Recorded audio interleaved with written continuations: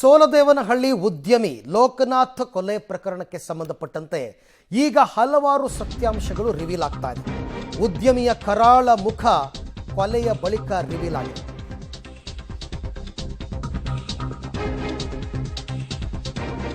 ನೋಡಿ, ಕೊಲೆ ಆದಾಗ ಅಯ್ಯೋ ಪಾಪ ಅಂತಂದಿದ್ರು, ಬಟ್ ಏನಕ್ಕೆ ಕೊಲೆ ಆಯಿತು ಅಂತಕ್ಕಂಥದಕ್ಕೆ ಸಂಬಂಧಪಟ್ಟಂತೆ ಮಾಹಿತಿ ಬರ್ತಾ ಇದೆ.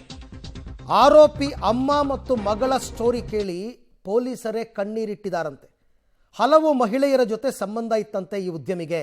ವಿಚಾರಣೆಯ ವೇಳೆ ಸತ್ಯವನ್ನು ಬಾಯ್ಬಿಟ್ಟಿದ್ದಾರೆ ಆರೋಪಿ ಅತ್ತೆ ಮತ್ತು ಮಗಳು. ಅಂದರೆ ಈ ಲೋಕನಾಥ್ನ ಹೆಂಡತಿ ಮತ್ತು ಆಕೆಯ ತಾಯಿ ಇಬ್ಬರು ಸೇರಿಕೊಂಡು ಕೊಲೆ ಮಾಡಿರ್ತಕ್ಕಂಥದ್ದು.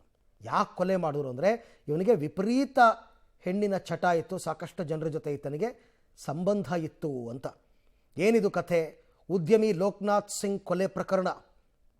ಕೊಲೆ ಆದಾಗ ಬರ್ಬರವಾಗಿ ಕೊಲೆಯಾಗಿತ್ತು. ಯಾರು ಮಾಡಿದ್ದಪ್ಪ, ಏನು ಕತೆ ಅಂತೆಲ್ಲ ಅಂದ್ಕೊಂಡಿದ್ರು. ಈ ಕಾಮಾಂಧ ಅಳಿಯನ ಕೊಲೆಗೆ ಅತ್ತೆನೇ ಸ್ಕೆಚ್ ಹಾಕಿದ್ರು ಅಂತ ಗೊತ್ತಾಗಿದೆ. ಹೆಣ್ಣು ಕೊಟ್ಟ ಅತ್ತೆ ಆಕೆನೇ ಸ್ಕೆಚ್ ಹಾಕಿದ್ದು. ತನ್ನ ಮಗಳ ಜೀವನವನ್ನು ಹಾಳು ಮಾಡಿದ್ದಲ್ಲದೆ ತನ್ನನ್ನೂ ಸಲುಗೆಗೆ ಕರೆದ ಕೋಪ ಇತ್ತು ಆಕೆಗೆ. ಇವನು ಮಾಡಿದ ತಪ್ಪು ನೋಡಿ, ಮಗಳ ಮದುವೆ ಮಾಡಿಕೊಟ್ಟಿದ್ದಲ್ಲದೆ ಅತ್ತೆ ಮೇಲೂ ಕಣ್ಣು ಹಾಕಿದ್ದ. ಅಳಿಯನ ಮೇಲೆ ಪ್ರತೀಕಾರಕ್ಕೆ ಅತ್ತೆಯಿಂದಲೇ ಪ್ಲ್ಯಾನ್ ಆಗಿತ್ತು. ಮಗಳ ಜೀವನ ಅಂತೂ ಹಾಳಾಯಿತು, ಇನ್ನಷ್ಟು ಹೆಣ್ಣುಮಕ್ಕಳ ಜೀವನ ಹಾಳಾಗದೇ ಇರಲಿ ಅಂತ ಹೌ ಟು ಕಿಲ್ ಅನ್ನುವ ಬುಕ್ಕನ್ನು ಖರೀದಿ ಮಾಡಿದ್ರಂತೆ ಅತ್ತೆ ಹೇಮಾಬಾಯಿ. ಪುಸ್ತಕ ಹೌ ಟು ಕಿಲ್ ಅಂತ ಒಂದು ಬುಕ್ ತಂದು ಅದನ್ನು ಓದಿ ಆಮೇಲೆ ಪ್ಲ್ಯಾನ್ ಮಾಡಿದ್ದಾರೆ. ಬುಕ್ಕನ್ನು ಸಂಪೂರ್ಣವಾಗಿ ಓದಿದ್ರು ಅತ್ತೆ ಬಳಿಕ ಕೊಲೆಗೆ ಸ್ಕೆಚ್ ಹಾಕಿದ್ದು.